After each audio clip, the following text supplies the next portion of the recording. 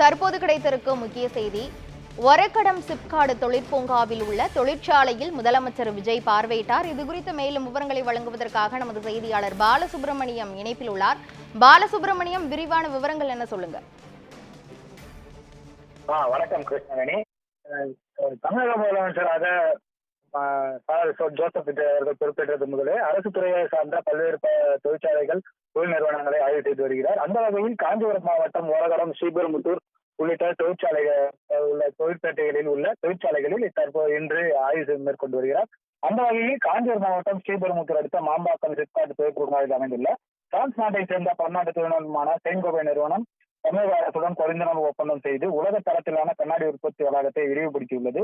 இந்த விரிவாக்க பணிகளை இன்று தமிழக முதல்வர் ஜோசப் விஜய் அவர்கள் இன்று நேரில் பார்வையிட்டு ஆய்வு செய்தார்.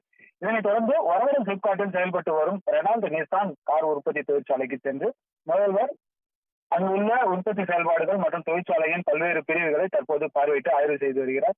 காஞ்சிபுரம் மாவட்டம் ஸ்ரீபெரும்புத்தூர் சுற்றியுள்ள ஒரகடம், ஸ்ரீபெரும்புத்தூர், பிள்ளைப்பாக்கம் உள்ளிட்ட 5 சிப்காட் தொழிற்பூங்காக்கள் மற்றும் 2 உயர்தர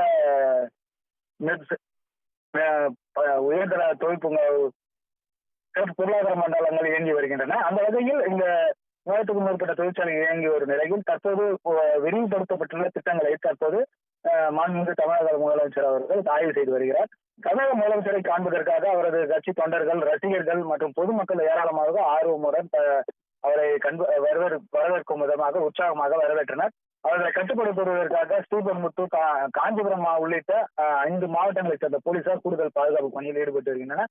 தற்போது இதனைத் தொடர்ந்து ஒரகடம் அந்த நிசான் தொழிற்சாலையை ஆய்வு செய்த பிறகு ஒரகடம் சிப்காட் பகுதியில் அங்கேயும் ஆய்வு செய்த பிறகு அடுத்த சில நிமிடங்களில் அவர் சென்னை திரும்புகிறார். கிருஷ்ணவேணி, விரிவான விவரங்களை வழங்கியதற்கு நன்றி பாலசுப்ரமணியம்.